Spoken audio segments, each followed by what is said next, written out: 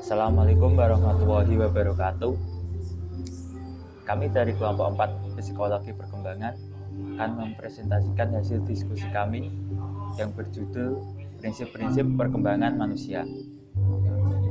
Sebelumnya, saya akan memperkenalkan anggota kelompok kami, yaitu ada Mbak Nabila Audia Zahra, terus ada saya sendiri Permana Atika Kusuma, dan yang terakhir ada Mbak Rahmasita.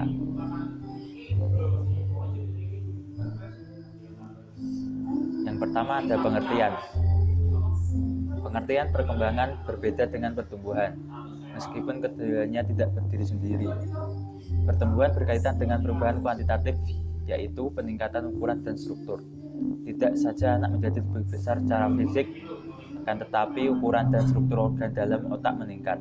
Akibat adanya pertumbuhan otak anak, memiliki kemampuan yang lebih besar untuk belajar, mengingat, dan berpikir. Sedangkan perkembangan berkaitan dengan perubahan kualitatif dan kuantitatif yang merupakan deretan progresif dari perubahan yang teratur dan koheren. Progresif menandai bahwa perubahannya terarah, membimbing mereka maju dan bukan mundur. Teratur dan koheren menunjukkan adanya hubungan nyata antara perubahan yang sebelumnya dan sesudahnya. Dan ini ada prinsip perkembangan menurut para ahli. Yang pertama, prinsip perkembangan menurut Burlock 1991. Yang pertama adanya perubahan. Perkembangan awal lebih kritis daripada perkembangan selanjutnya. Yang kemudian perkembangan merupakan hasil proses kematangan dan belajar. Yang keempat ada pola perkembangan dapat diramalkan. Yang kelima, perkembangan mempunyai karakteristik yang dapat diramalkan. Yang keenam, terdapat perbedaan individu dalam perkembangan. Dan yang terakhir, setiap tahap perkembangan memiliki bahaya yang potensial.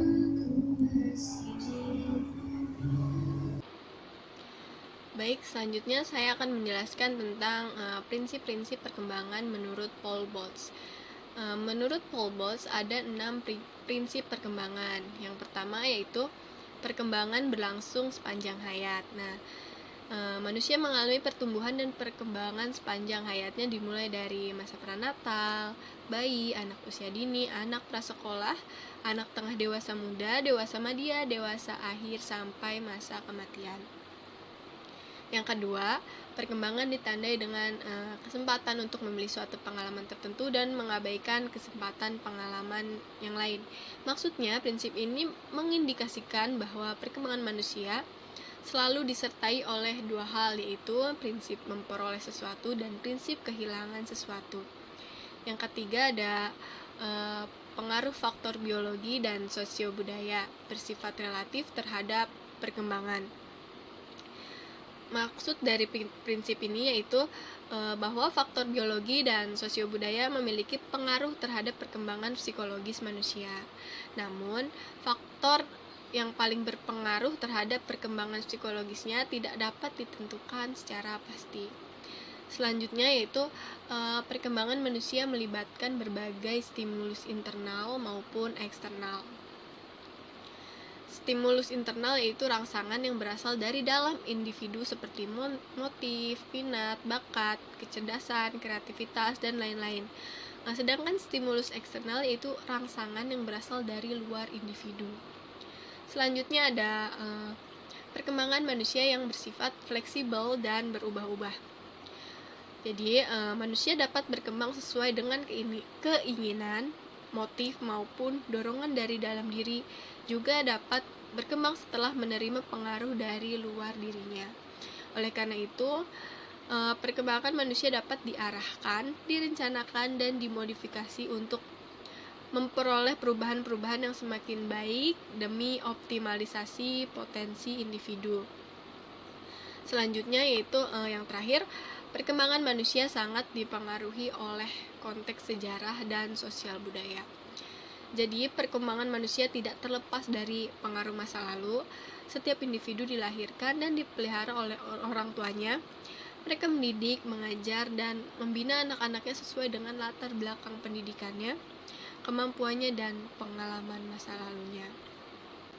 Selanjutnya saya akan menjelaskan tentang prinsip perkembangan menurut Jean Piaget. Menurut Jan Piaget, ada 4 prinsip perkembangan yang dialami oleh manusia. Yang pertama yaitu setiap tahap perkembangan manusia ditandai dengan upaya mencapai keseimbangan hidup. Jadi setiap manusia memiliki tugas perkembangan sesuai dengan tahap perkembangannya. Tugas perkembangan dari setiap tahap perkembangan akan berbeda dengan tahap perkembangan berikutnya. Nah, untuk mencapai keseimbangan hidupnya masing-masing, tugas perkembangan harus dilaksanakan dengan baik. Bila seorang individu belum melaksanakan tugas perkembangan dengan baik, maka ia tidak akan merasa bahagia dalam menjalani kehidupannya.